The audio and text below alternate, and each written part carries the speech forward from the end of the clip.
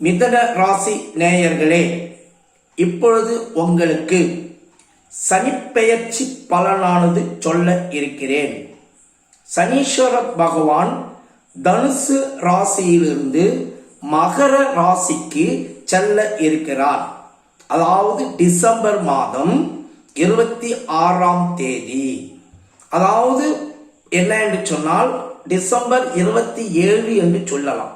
December மாதம் 27ஆம் தேதி விடிய காலையில 5:22க்கு தனுசிலிருந்து மகரத்துக்கு சனி பெயர்ச்சி ஆகிறார். அப்ப இந்த சனி பெயர்ச்சியானது மிதன ராசி நேயரே உங்களுக்கு என்ன செய்யும் என்பதனை சொல்ல இருக்கிறேன். இதுக்கு முன்பு 7ஆம் இடத்துல சனி இருந்தார். 7ஆம் இடம் என்பது கெண்டக சனி. அப்ப கெண்டக சனியானது பல வகையான சோதனைகளையும் வேதனைகளையும் பிரச்சனைகளையும் உருவாக்கி இருக்கும். இப்ப சனி அஷ்டமத்து சனியாக வருகிறார். அப்ப அஷ்டமத்து சனி என்ன பண்ணும் என்று மனசுக்குள்ளார ஒரு பயம் இருக்கும். ஆனால் பயப்பட வேண்டாம். ஏன் என்று சொன்னால் சனி மிதன ராசிக்காரர்களே, சனி மகரத்துல ஆட்சி பெறுகிறார். அப்ப சனி மகரத்துல ஆட்சி பெறுவது கெடுதல் பண்ணாது. அப்போ நன்மைகளையும் அதிர்ஷ்டத்தையும் கண்டிப்பாக கொடுப்பாரு. அஷ்டமத்து சனி நினைச்சு மனசை போட்டு கெடுத்து கொள்ள வேண்டாம். ஏதாவது ஒரு வகையில கண்டிப்பா நல்லதையும் யோகத்தையும் இந்த சனீஸ்வர பகவான் உங்களுக்கு கொடுப்பார். அது மட்டுமல்ல, குருவும் இப்ப 8ல இருக்க. குரு நீச்சம் பெற்றிருக்கார். ஒரு வருஷத்துக்கு குரு நீச்சம் பெறுவார். அப்ப குரு நீச்சம் பெற்றும் சனி ஆட்சி பெற்று இருப்பதனால குருவுக்கு நீச்ச பங்க ராஜயோகமும், சனி ஆட்சி பெற்று 8லே இருப்பதனால விபரீத ராஜயோகமும் உங்களுக்கு கொடுக்க இருக்கிறார். அப்ப இந்த சனீஸ்வர பகவான் நீங்கள் என்ன நினைக்கிறீர்களோ அது நடக்கும். அதாவது கஷ்டப்பட்டாதான் இஷ்டப்பட்ட வாழ்க்கை என்று சொல்லுவார்கள். அப்ப இந்த சனி உங்களை கஷ்டப்பட வைப்பார். அதாவது ஒரு சிலை, அதாவது ஒரு கல்லு ஒரு சிலையாக மாற வேண்டுமானால் ஒரு சிற்பி அதை தன்னுடைய கற்பனைக்கு தகுந்தாற்போல் வடிப்பார். அப்படி பார்க்கும்போது சனீஸ்வர பகவான் நம்மளை ஒரு புனிதமான மனிதனாக வடித்து எடுக்கிறார். அப்ப அதை நினைத்து நாம் கஷ்டப்பட வேண்டியதில்லை. அப்ப இஷ்டப்பட்ட வாழ்க்கையை சனீஸ்வர பகவான் நமக்கு கொடுப்பார். அப்போ முக்கியமா என்னன்னா, நீங்கள் எதிர்பார்த்த வாழ்க்கை கிடைக்கும். அதாவது கடன் பிரச்சனை தீரும். கடன் வாங்கி இருந்தால் தலைக்கு மேல கடன் இருக்கும். சில பேருக்கு லட்சக்கணக்கான ரூபாய், கோடிக்கணக்கான ரூபாய் கூட மிதன ராசி நேயர்கள் கடன் இருக்கும்.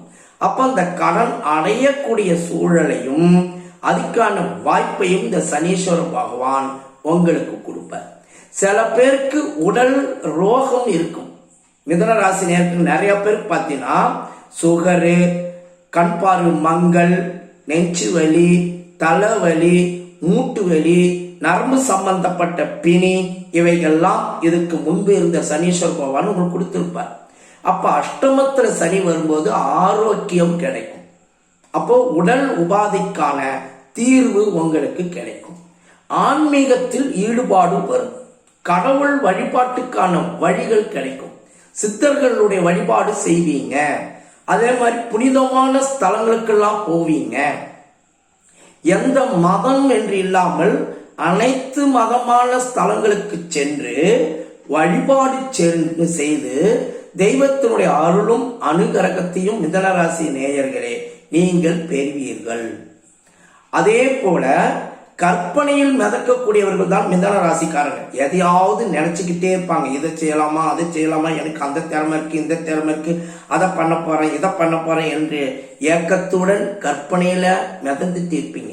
அந்த கற்பனைக்கு நெஜ வடிவமானது இந்த அஷ்டமத்து சனி கொடுப்பார்.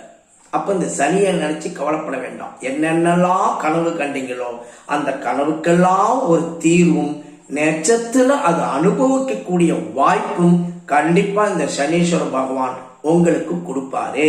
நம்பிக்கையுடன் இருக்கலாம். எதையாவது நினைத்து குழப்பிக்கொள்ள வேண்டாம். அதே போல சனி இருக்கிற இடத்தை விட பார்க்கிற இடத்திற்கு சில பாதிப்பும் இருக்கிறது, சில யோகமும் இருக்கிறது. அப்ப மிதன ராசி நேயர்களே, சனியானவன் 3ஆம் பார்வையாக 10ஆம் வீட்டை பார்க்கிறார், அதாவது மீனத்தை பார்க்கிறார்.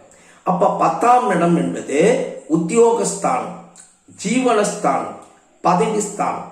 அப்போ 8ல் இருக்கிற சனி 10ஆம் வீட்டை பார்ப்பதனால பதவி யோகம் வரும். அதாவது திடீர் ராட்சி யோகம் என்று சொல்வார்கள்.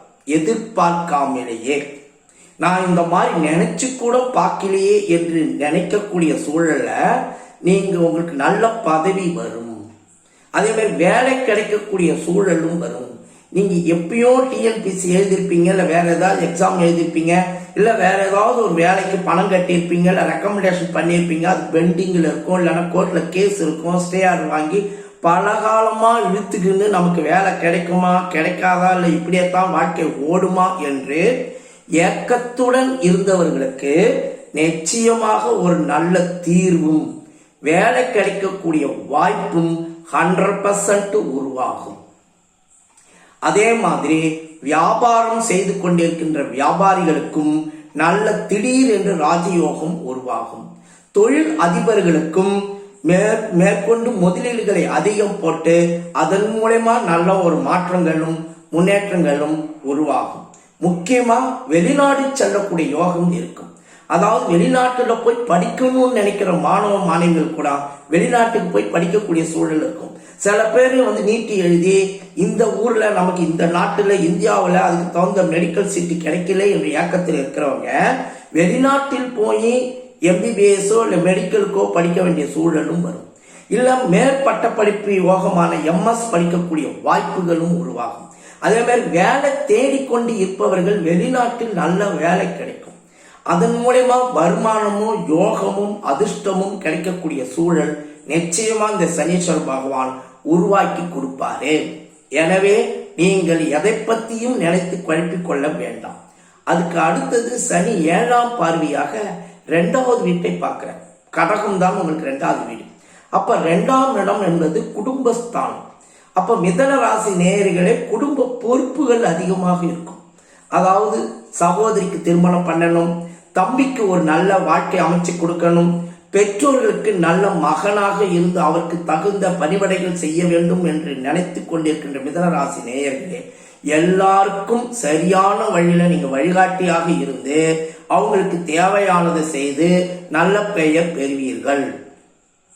ஆனா முக்கியமான விஷயம் என்னன்னா, வாக்குஸ்தானத்தை சனி பார்ப்பதனால கொஞ்சம் உத்தரவாதம் கொடுக்காதீங்க. பேசும்போது நல்லா யோசிச்சு நிதானிச்சு பேசுங்க. ஏன்னா வாயாலேயே நீங்க கெட வேண்டிய சூழல் வரும்.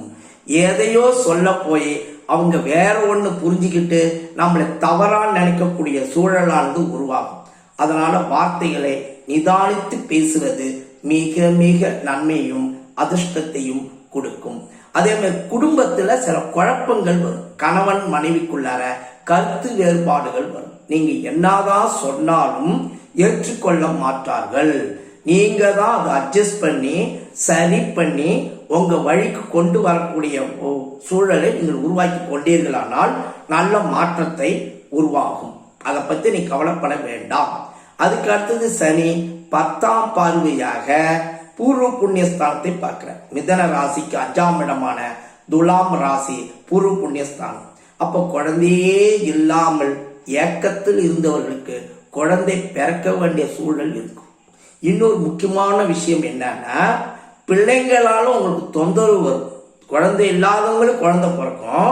குழந்தை பிறந்து இருந்தால் குழந்தையாக இருந்தாலும் சரி, இல்ல பெரிய பிள்ளைகளாக இருந்தாலும் சரி, பிள்ளைங்களால பலவிதமான குழப்பங்களும் இன்னல்களும் வரும். படிப்புக்கு செலவு கொடுக்க வேண்டிய சூழல் வராது. காலேஜில் சேர்க்கும் போது பொருளாதாரம் டைட்டா கூட இருக்கலாம். இல்ல பையன்க வேற எந்த பொண்ணையோ நான் காதலிக்கிறேன், அந்த பொண்ணை தான் எனக்கு திருமணம் செய்து கொடுக்க வேண்டும் என்று டார்ச்சர் வரும். அது பெண்ணாக இருந்தாலும் வரும். அதே மாதிரி பூர்வீக சொத்துல சில சிக்கல்களும் குழப்பங்களும் வரும். தாய்மாமன் உறவாளியும் சில இன்னல்களும் வரும். பங்காளி, உற்றார், உறவு இவர்களால அவமானம், தலைக்குனிவுகளும் வரும். கொஞ்சம் ஜாக்கிரதையா இருக்கணும். பிள்ளைங்களும் நம்மளுக்கு டார்ச்சர் கொடுப்பாங்க.